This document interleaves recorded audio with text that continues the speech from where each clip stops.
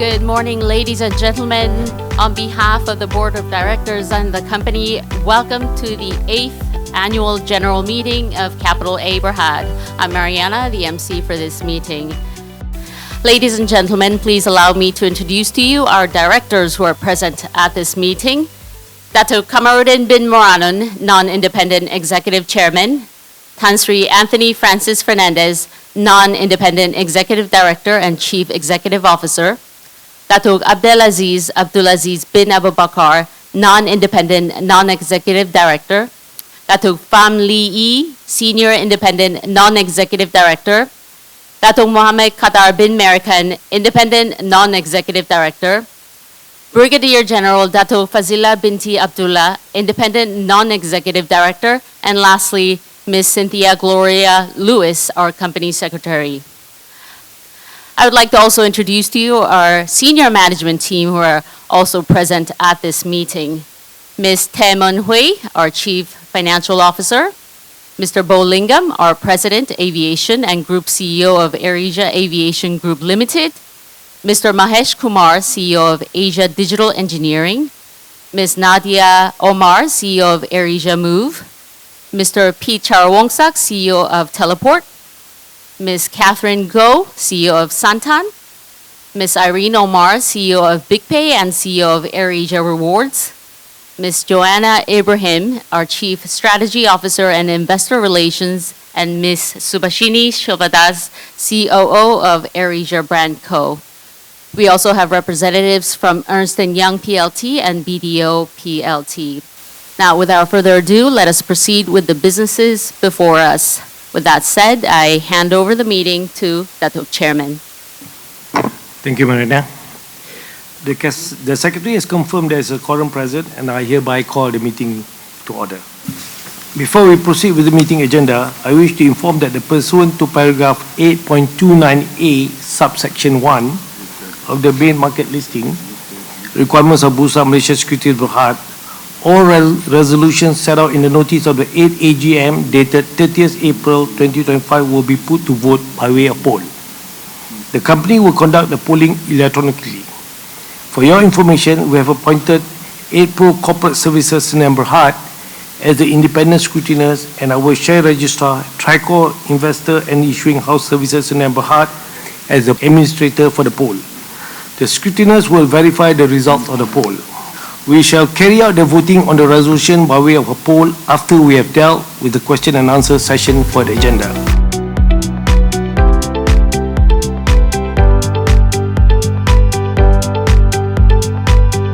This is probably the most crucial slide in the short term. I've split it into two bits as capital A. In this process. It's been a long, tiring process, but ultimately, as shareholders, you'll come out with two strong companies, Capital A, which is doing very well, and the airline, which had a good first quarter. And as soon as we get our 20 planes back, as you'll see in the presentation, we'll be very strong. Okay.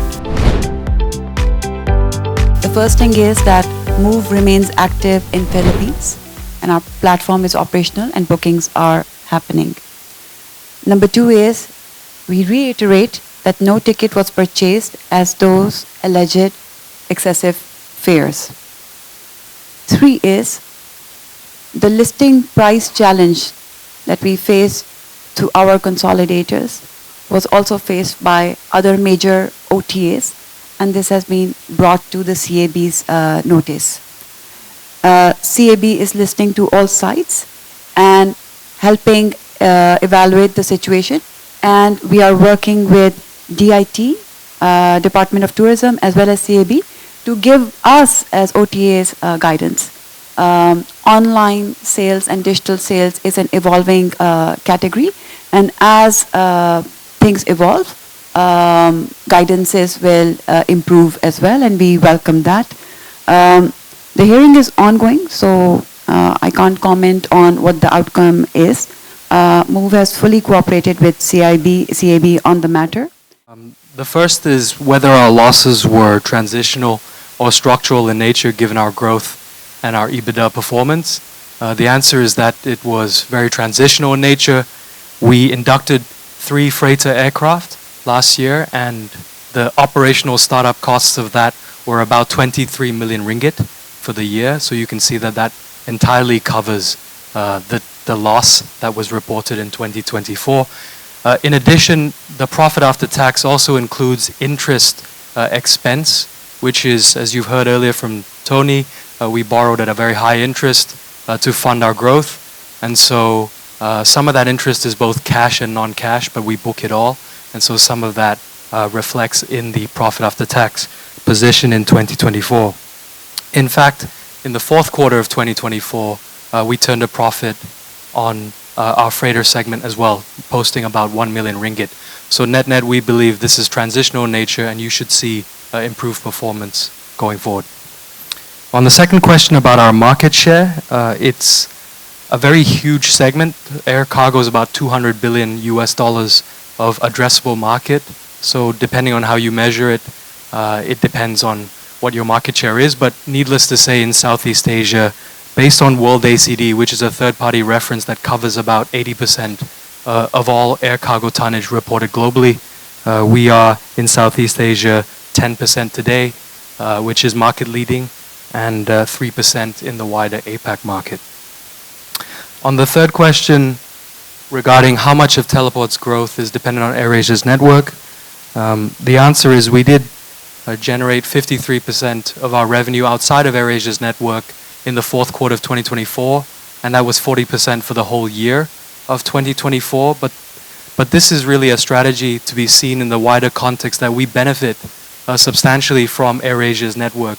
So actually we are actively promoting the connectivity that AirAsia's network provides to us to build on top of that with 55 other air partners to build a stronger network, higher utilization, more earnings and revenue for both our airline partners, AirAsia and Teleport going forward. So in that light, we like the fact that we have AirAsia's network and that we feel we can build something further on top. And so that would be how we would like you to see our strategy in the context of AirAsia and our network overall. Thank you. Answer to the first question, we're targeting to break even later part of this year, hopefully by quarter 4 of 2025. We have made a lot of effort in cost cutting. We did a lot of that last year and we continue to do so this year. I think there's a lot of room for improvement also. The other element that's really important is to boost the revenue. And we think we haven't optimized building the revenue, especially on remittances and so forth, and also positioning the card as a traveler's card. I think there's a lot of work to do that. And there's a lot of potential in Thailand, is better returns over there. So we feel we need to allocate more efforts over there to make sure that we grow the business even more. On the second question, in terms of cross-utilizing AirAsia Move and how do we do it, we develop a closed-loop system, payment system in AirAsia Move. As what Tony mentioned earlier, it's only just 3% usage, so we feel there's a lot more work can be done to improve it. The target is to be at least 20% of usage. 41% of Big Pay users are also AirAsia Move users, so there's a lot of room for improvement on this. And we also recently received the merchant acquiring license, so we can build the closed loop even wider. And all the processing comes over to Big Pay. So that's also potential revenue in that sense. So that's my answer. Thank you very much. There's no immediate plan to recalibrate the composition of the Board of Capital A post-aviation divestment. The board is at the view that the current composition fairly represents the required mix of relevant skills, knowledge, industry experience, and remains fit for the purpose of setting the group's strategic direction, including its focus on its core businesses in digital, fintech, logistics, and branding. The composition of the board of the subsidiaries are determined independently by their subsidiaries and are subject to the approval of Capital A and RC. Each of our subsidiaries has an independent board, and we continuously recommend industry experts who can lead the respective companies to be a director of the board. Thank you. On page 267 and 268 of the annual report, it shows that technically there was a pre-tax loss of about 891 million across. and most of the revenue is at this juncture is attributed to your aviation, plus minus roughly about 500 million. I think the 24 numbers are well explained as to why they were loss-making. We have produced an internal guidance as to what we're looking to do. We produced a good first quarter for both capital A companies and aviation, despite having 20 odd aircraft on the ground from aviation. We continue to maintain our guidance. On capital A companies, we're ahead of our guidance. And these are startup companies, and so the growth is exponential. So I think the strategy is very clear, and I made it out very clear in the presentation. Can you share some insight or light on the status removal of PN17? And second is like recenter is really disruptions, and I see the high potential for capital A, and feel excited and proud be the Malaysian with AirAsia company. But can share a bit insight on the whether, because now the share price about like 80 cents, is the possibility on it going back to earlier goal risk about 3 ringgit? Thank you. PN17, I really covered. I will say it one more time.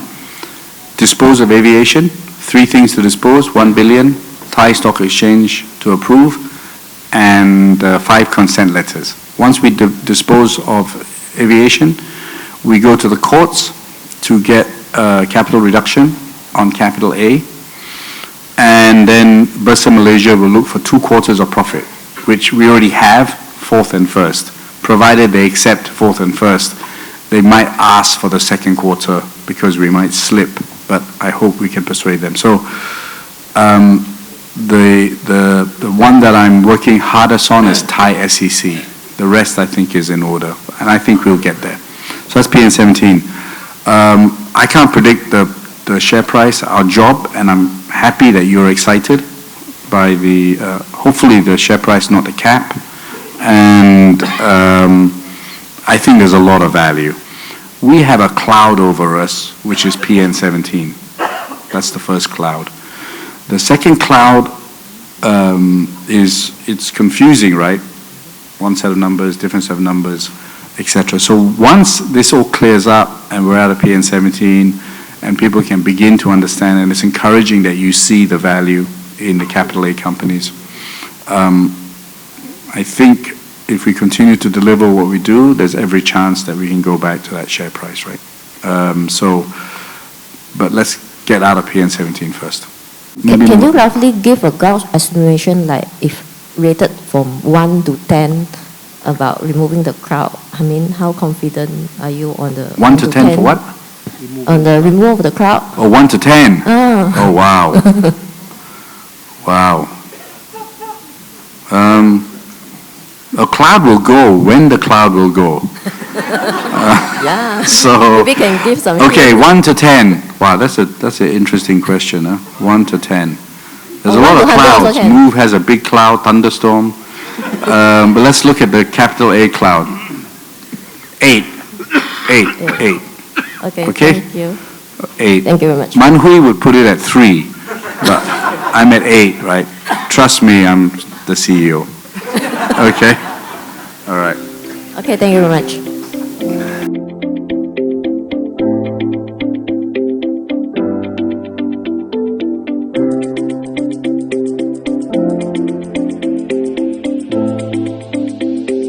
I'm just a bit confused. You were mentioning about 25 planes, they don't have engines, but we are still paying them, is it? Why we are renting planes without engines? Huh? I don't rent planes without engines. Okay.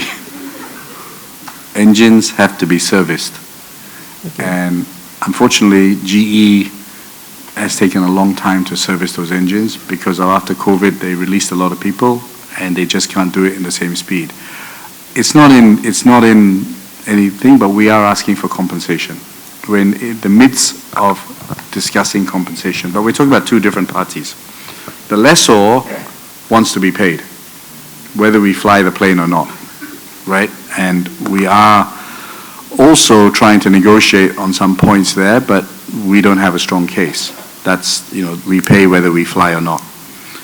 GE is the cause of us not flying, so I'm asking them for compensation, right? But rest assured, shareholders, we do not buy planes without engines. Then we wouldn't be here. Okay, I just wonder, like, for the Indonesia business, is it already saturated?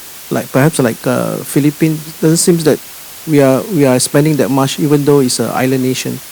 Our subsidiary in Indonesia, it seems that the AirAsia business in the aviation business in Indonesia doesn't really spend that much, even though it's an island nation. Supposedly, with that big a population and increase. Yeah, we are not focused on domestic, so we're not going to go up against Lion Air in domestic. But in international, we're number one. And with the new planes we're getting, we can really grow the Indonesian market. We're very bullish on Indonesia.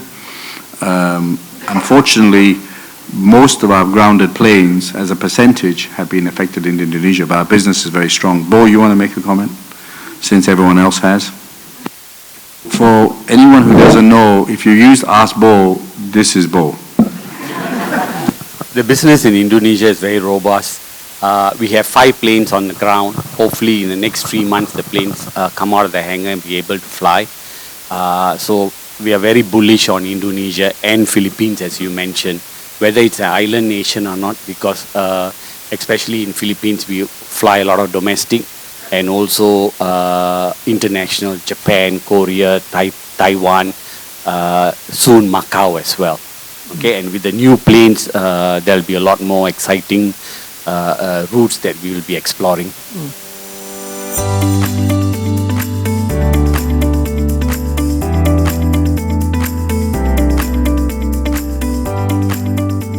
When you were saying that the dual listing or the listing of ABC, that I can understand.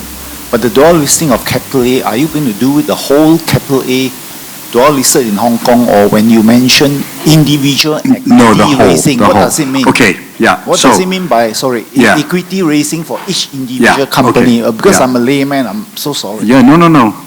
So am I. Number one is, the strategy of the board is to try and establish a value for each company. If Teleport gets equity in at, let's say, a valuation of 500 million, accepted. No one can say this company is not worth, etc. If ADE can get a valuation at 800 million, the SPAC. So we are trying to raise capital, a small amount, in each of the individual companies. And then a larger amount of capital at Capital A, because if we have those valuations, then we can justify a bigger valuation at Capital A. That's the theory. That's what we're trying to do. So actually you're using the individual entity valuation as a benchmark for... Correct. Because even the bankers, they say, oh, your share price is 80 cents, but it's not going to be easy to get that value. So we have to show the sum of parts plus the earnings. Thanks.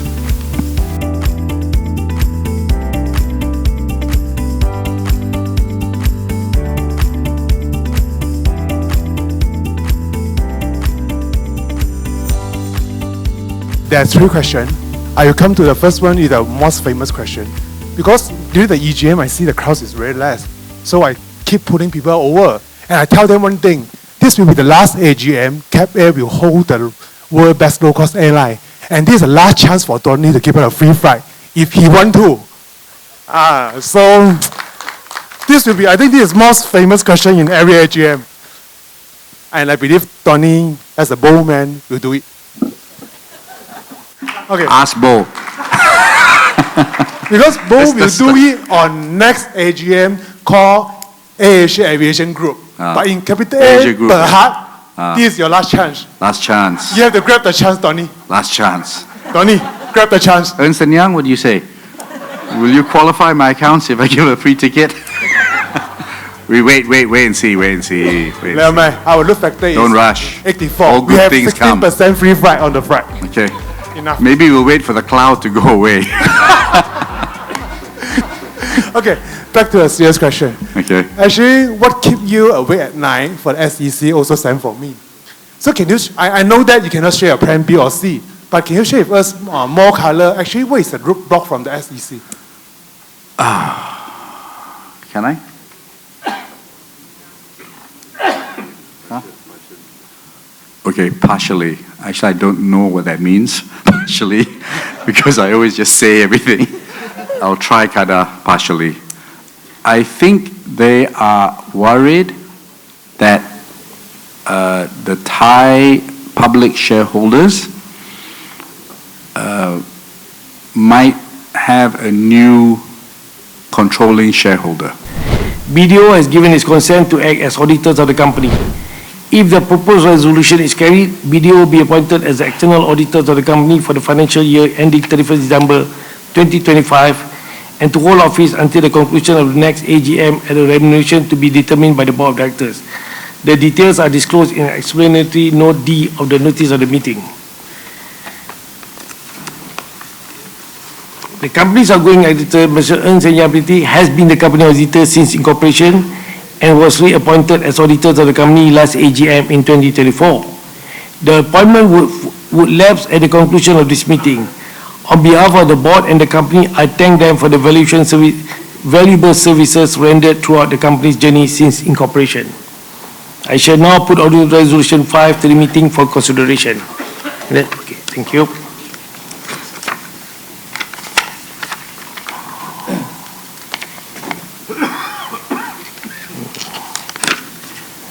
Ordinary Resolution 6. Special business is for the approval of ordinary resolution to issue and allot shares pursuant to Section 75 and 76 of the Companies Act 2016. Ordinary Resolution 6, if passed, will empower the Board of Directors to issue and allot shares at any time to such person in their absolute discretion without first convening a general meeting, provided that the aggregate number of shares issued pursuant to this resolution during the preceding 12 months does not exceed 10% of the total number of issued shares, excluding treasury shares, of the company at any point in time. It's called the mandate. The mandate will, unless revoked or varied by the company in a general meeting, expire at the conclusion of the next AGM of the company or the expiration of the period within which the next AGM of the company is required by law to be held, whichever is earlier. Lastly, the question and answer session will allocate 10 minutes for you to cast your votes.